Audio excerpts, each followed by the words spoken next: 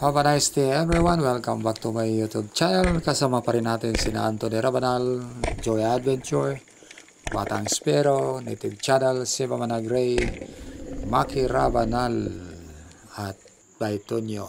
So sit back and relax para naman sa isang spearfishing adventure natin. Dito pa rin tayo sa Kanipu Island.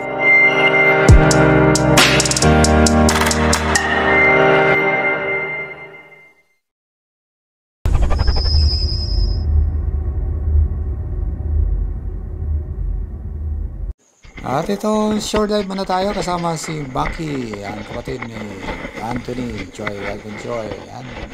Saka si Siva Managre. Ayan, sure entry lang tayo, pang ulam lang ang target namin dito. Sabi kasi nila dito maraming surahan, so tingnan natin kung mayroon tayong mahuhuli. At pagkatapos natin warm up trap, ito may nakita tayong isang snapper kaya binabaan natin. So yan ang ating target ngayon. Medyo wala naman tayong ibang nakikita ang mga malalaking isda. So ito muna. Para sa ating first fish of the day.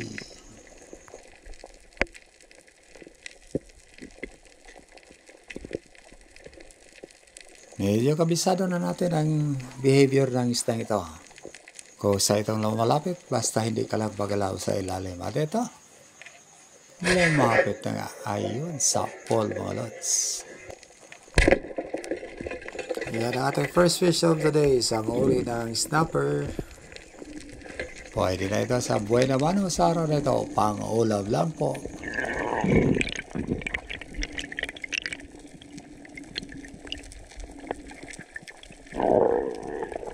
Sa pagabante natin, may nakita tayong unicorn sa baba. Kaya binaba natin ito. At tinira, nag-drop shot. Ayun, sa pool, mga lods. Napakataba ang isdang ito. Lalo na sa ganitong size, hindi masyadong malaki. Nasa mahigit 1 kilo lang. At ito, hinila na nga natin para masecure ang ating pangulam na unicorn fish. Isang blow spine unicorn. Ayan, or surahan. Sa sumunod na mga drops, nakahuli din tayo ng ilang mga malilit na mga lapu-lapu or mga coral trouts. Ngunit wala na tayong videos. At pagkatapos nito, umuwi na rin kami dahil may pang-ulam na. At sa next time na ginawa namin, yung Bro Maki, ginamit ko ang aking ruler na invert sa bagong setup nito. Ayan. Nakabuhay naman na tayo na isang coral trout or lapo. Gold size na rin ito mga lods. Sarap nito sa sinigang. Ang purpose natin sa pag-dive na to ay para lamang matry natin ang bagong setup ng ating invert ruler. Sa tira na to, gamit ko lang ang isang 14mm band mula sa Corsi Spearmaster Mako brand. Ayan, ang ganda ng patama natin dyan sa isang parrot fish. Malakas kahit malit na gumala mga lods. Next na tira natin dito, isa na namang isda ang nag-buwis ng buhay. Ayan, so gamit pa rin natin ng isang pares ng 14mm band. Isang maliit na snapper na naman ang ating tinira dito. Ayan o. Stone shot. Ganda ng patama natin dyan mga lods. Quick dive lang muna kami sa araw na to. Dahil wala namang mga malalaking target at medyo malabo doon sa medyo malalim na bahagi. So dito lang kami sa mababaw. At ito po, uwi na kami. Ni Bro Bucky. At ito may dadaanan tayong isang malit na isda. Anong bang tawag sa isdang ito? Ayan o. Cute niya. Parang sumasayaw lang.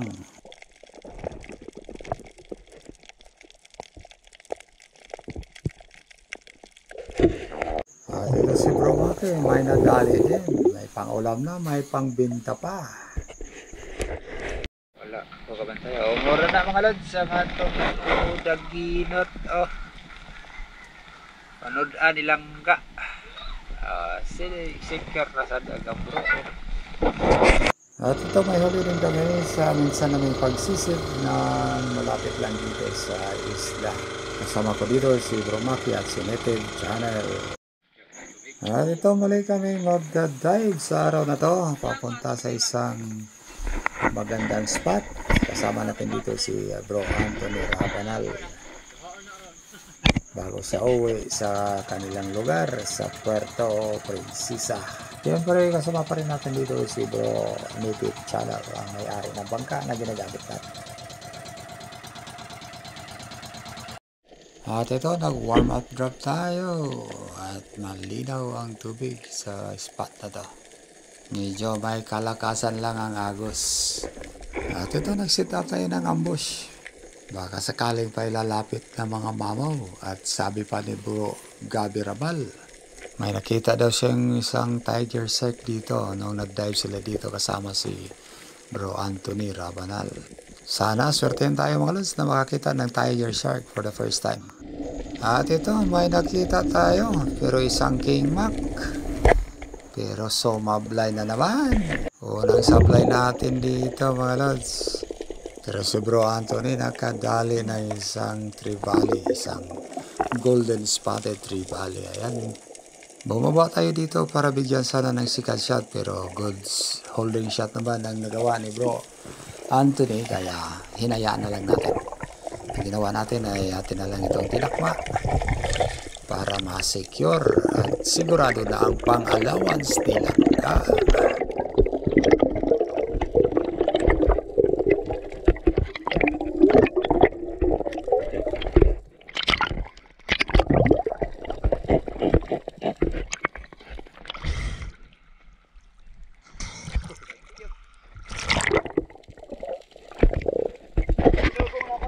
Dahil medyo malakas ang agos, nagpatangay na lang tayo at dito bumaba.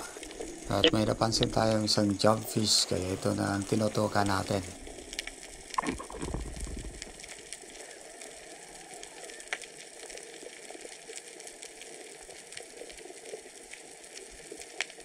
At nung dumating tayo dito sa baba, may nakita agad tayong isang trevally, isang golden spotted trevally, kaya ito na tinira natin. Ayun, medyo alanganin ang patama natin, kaya pinigyan natin ng light.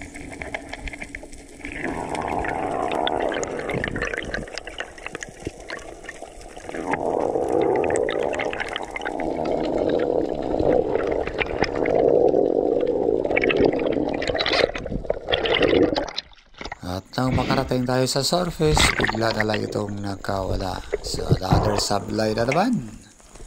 Sayang. So, sadyang hindi para sa atin ang naturang isda. Kaya bawi na lang tayo next time. Muli tayong mabante patungo sa medyo malalim na area. At ito, bumaba tayo at nag-set up ng ambush. Habang naghintay tayo sa baba, may nakita tayong papalapit sa atin na isang magandang isda, isang golden spotted trevally na naman. Kaya dito nanigurado na tayo. Maganda naman ang approach ng isda, kaya nagantay na lang tayo na maklose natin ang gap. At ito sinisiguro na natin na maganda ang patama natin. Ayun, good shot yan mga lods. Finally, hindi na nakawala ang istang ito. So ito ang ating first fish of the day, isang golden spotted trevally o isang kawayanon na lokal nila dito sa Kanibo.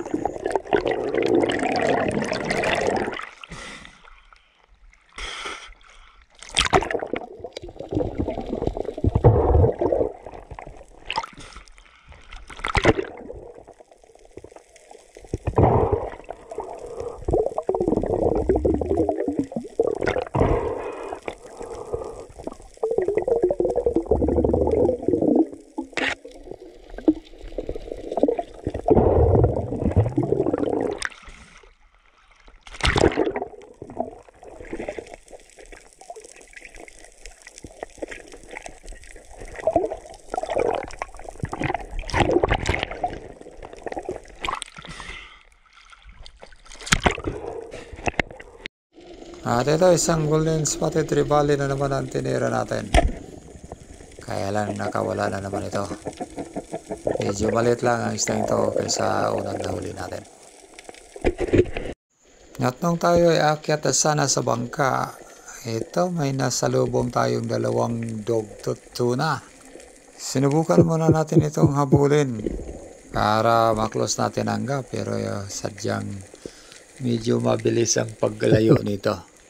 Tuloy pa rin natin itong sinusundan at medyo napalapit naman tayo ng konti. Pero medyo kinapos na tayo sa hangin hanggang sa nag-decide tayong tirahin ito, pero hindi na rin ito natamaan. Ngayon, medyo marami ang sablay natin sa araw na to. So, ganyan talaga ang buhay minsan. May mga bagay na sadyang hindi para sa atin. Yan mga lods, getting ready na tayo. Tayo kami ngayon overnight kung saan kami mapunta.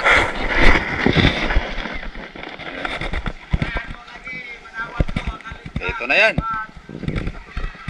Tubig. Let's go! Sa araw na to, hindi na namin kasama si Anthony Rabonal dahil umuwi na siya sa Puerto.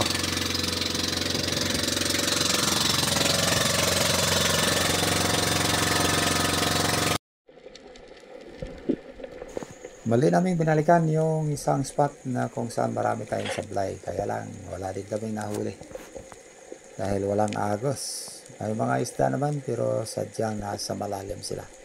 Halos nasa 2 oras din ang sisid namin sa spot na to. Pero negative talaga. Kaya nag-decide na lang kami na lumipat ng spot. At dito, isang magandang isda ang nakita natin at sinundan, kaya lang mailap. Sabi nila bawal daw ang isda nito. Pero wala namang batas sa Pilipinas na nagbabawal. At ito medyo sinwerte na tayo. Isang malaking trevally na naman. Golden spotted trevally. At ito drop shot ang ginawa natin mga lods. At this time medyo swerte na tayo.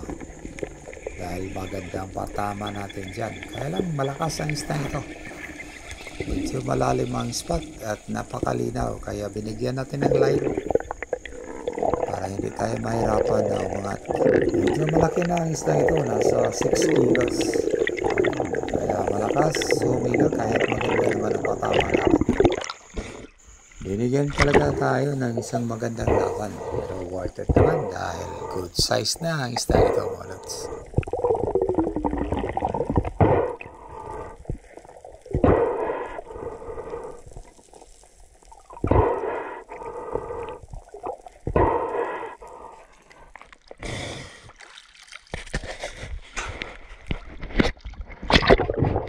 At ito na, malapit na natin mahawakan ang ating first fish of the day. Isang golden spotted trevally or kawayanan dito sa Purong, Palawan.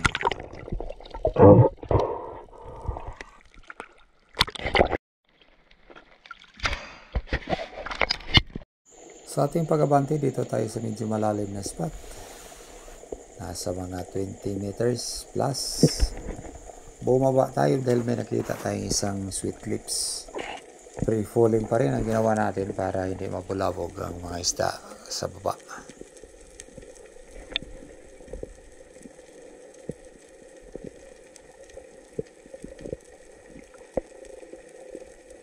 At ito, tinutukan na natin ang ating target. Medyo mailap at biglang may nakita tayong isa pang mas malaki nito. Kaya ito ang tinira natin. Kaya yun, sapol mga lods.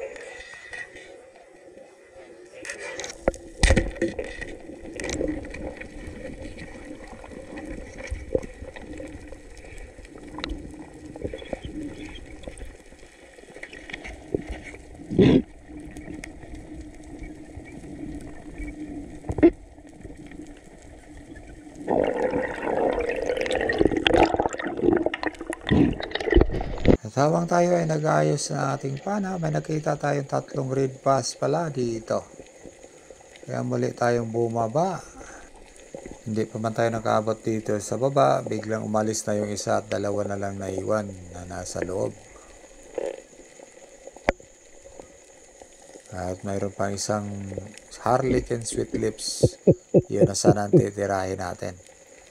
Kaya lang bigla din pumasok sa isang butas. Kaya ito, umangat na lang tayo. At nang habang tayo ay aangat na sana may nakita tayo isang sweet lips kaya ito ang tinira natin. At medyo swerte na naman tayo at napatama natin ang maayos.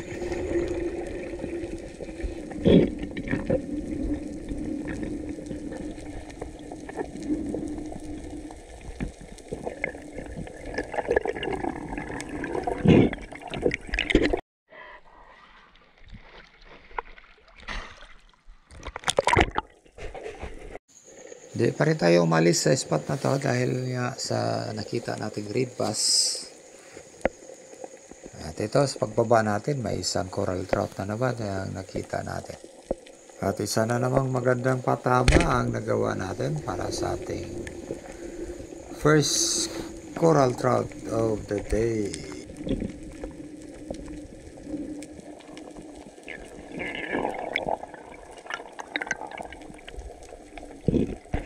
At dahil medyo tanghali na, makitan tayo sa isang maliit na bangka ni Joy Adventure.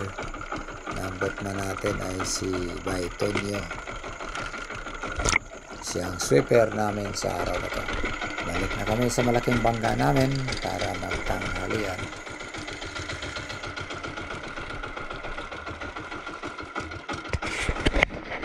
At habang kami ay kumakain, bumiyahe na kami papunta sa another spot na naman. Bagong spot na naman ito mga lods. Ayan mga lods, next spot natin.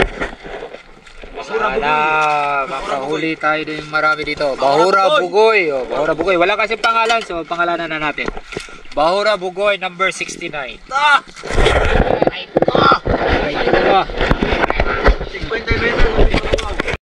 Ito, medyo excited tayo. Promising ang spot na to. Maraming baitfish. At ito, tinira natin ang isang silver drummer or ilak. Yan, napakasarap at mataba ang isda ito sa ganitong size mga lods.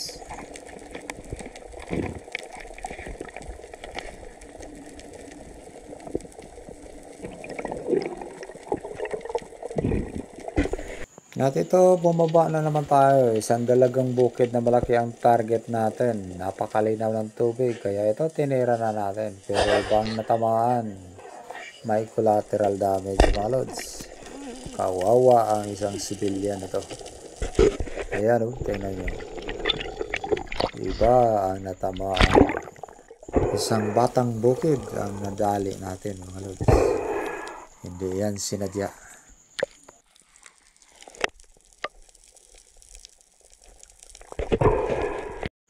At ito, bumaba tayo at sinundan ang galaw ng grupo ng mga baitfish. Mga maliliit na dalagang bukid. At may nagpakita sa atin isang good size na green chub fish. Kaya ito na ang target natin. Medyo makulit at malikot ang isdang to. Nakihalo-bilo sa mga maliliit na baitfish. At dito nag-antay tayo na makakuha ng magandang range at maklos natin ang gap.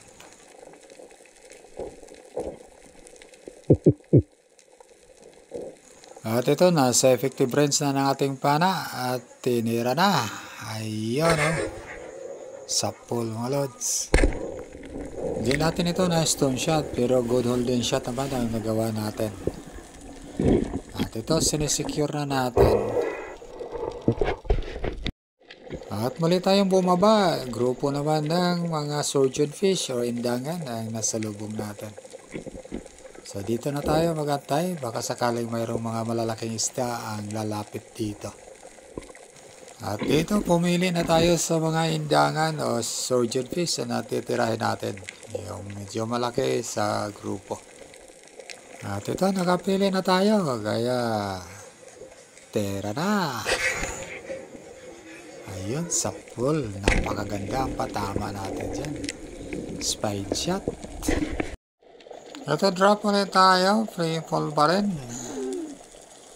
Medyo nag-enjoy na tayo sa dami ng mga baitfish dito sa baba. Medyo mababaw lang naman ang spot na to. Nasa mga 15 meters at napakalinaw. Medyo may agos nga lang kundi. Kaya maraming baitfish. So isa itong magandang indication na maraming O posibleng mayroong mga malalaki isda o mga mamaw na isda sa paligid. At ito, muling bumalik ang school ng mga surgeon fish. At ito, namimili na naman tayo. Para hindi naman sayang yung pag-aantay natin ng ilang sandali dito sa baba.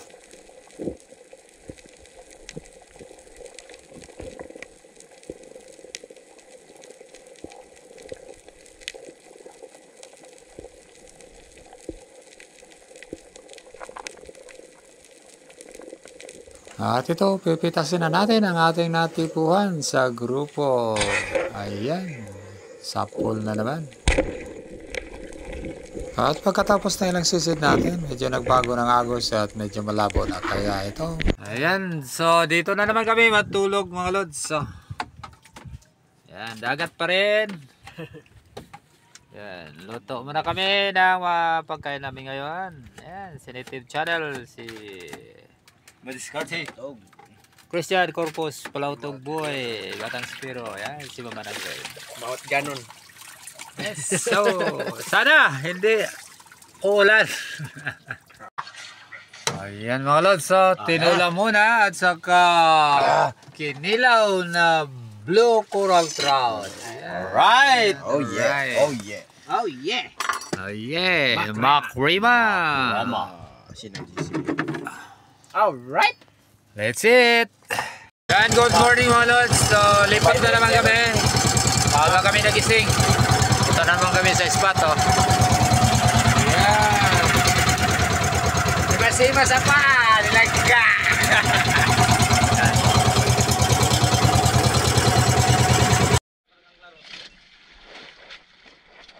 And finally, dito na tayo guys sa ating spot. First stop natin.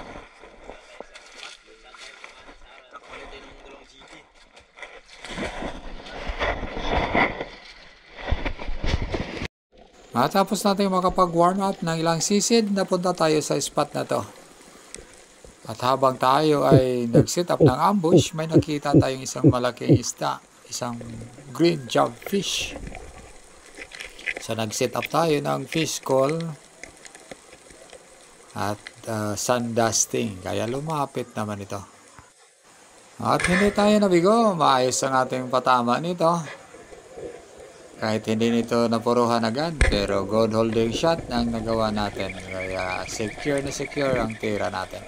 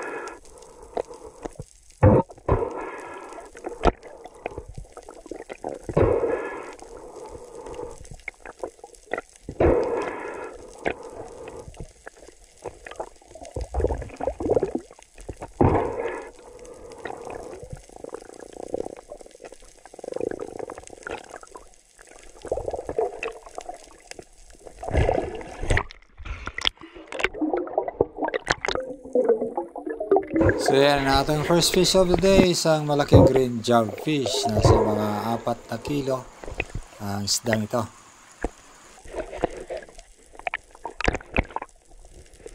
At ito, nilapitan agad tayo ng ating boatman na si Bro Maki Rabanal. So isa sa mga sisid natin, may nasalubong tayong King Mac, kaya lang hindi natin ito natira. At biglang lumayo. Kaya bye-bye muna. See you next time.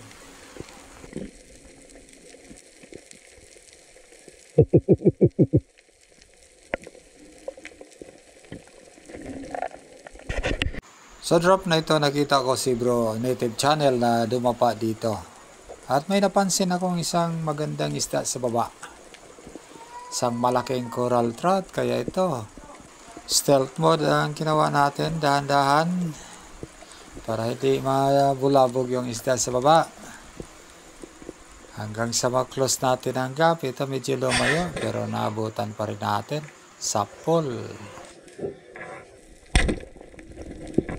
Walang kawala sa patama natin. Isang maganda at malaking coral trout ito mga lods.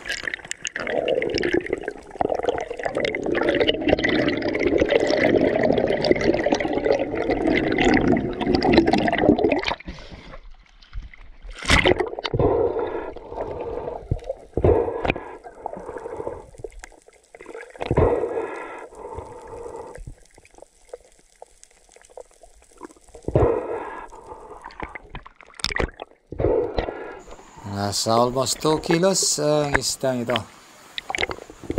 Napakapula. At muli tayong bumaba. Baka sakali na mayroon pang iba pang isda na makuha natin. Same spot ang binaba natin kung saan nahuli natin na coral trout. At dito, lumingon tayo sa may mababaw na area. Dahil may napansin tayo na lumalapit na isang golden spotted trevally. Kaya lang malayo ito sa atin, pero nagbakasakali tayo na lalapit ito.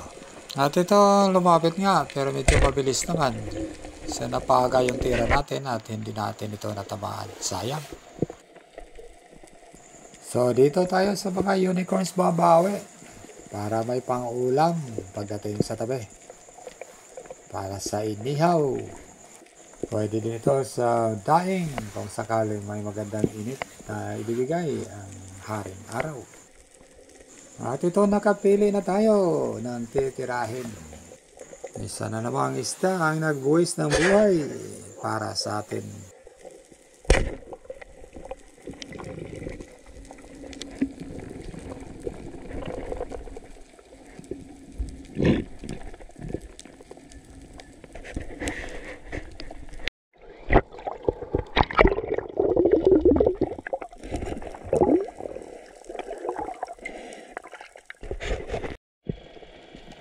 Sa muling pagbaba natin, andun pa rin ang grupo ng mga unicorns.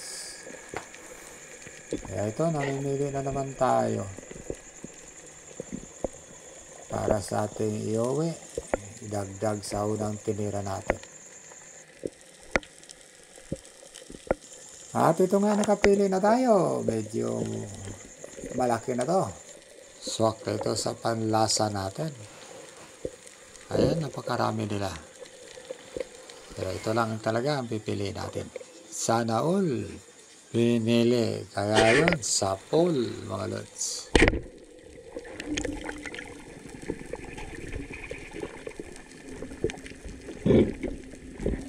At sa muling pagbaba natin, pamitas tayo ulit ng isang unicorn. Ayan o. Sapol na naman.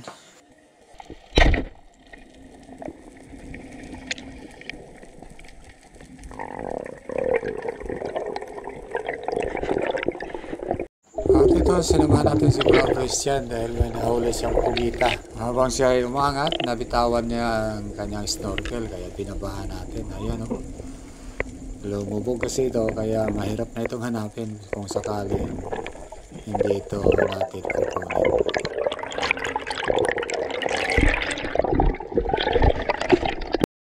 At ito, pumunta tayo sa medyo mababaw na area at may nakita na naman tayo isang green jobfish. Kaya ito, pinitas na rin natin. Baka tirahin pa ng iba. Ayun, sapol at magandang patama natin dyan.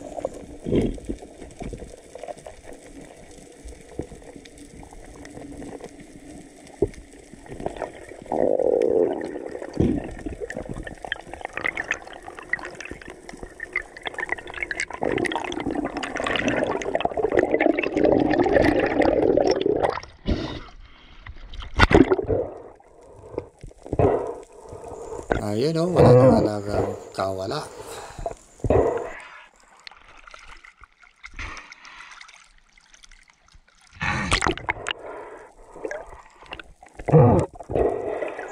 At dahil medyo pagod na kami sa 2 araw na kaming visit, kaya ito medyo maaga kaming umuwi. Kampaton nyo, raka di mo tuwagan. Di mo tuwagan. Tuwagay na siya kamo. Ayan, finally mga lods. Dito na kami sa Kanipo. Mga lods, oh, gamay ra. Ito ay, lutaw-lutaw ng upan. Oh. May alawas lang ka. Sunod na. Okay. Testing taning pautog-utog ni Christian nga style para makakuha ta. Inos, net, daghay si Biot. Bugoy drilon. Grabe pula ng lapu-lapu. Yan. Legit talaga. Pwede na. Pula-pula. Pang allowance. Coral trout, green grouper. Ayan, tinira ko yan. Kaya ano yan? Ikaw na, agree. Agree. So, ayan mga lods, ang huli natin. Ako'y tuwa rin. Yung iba dyan.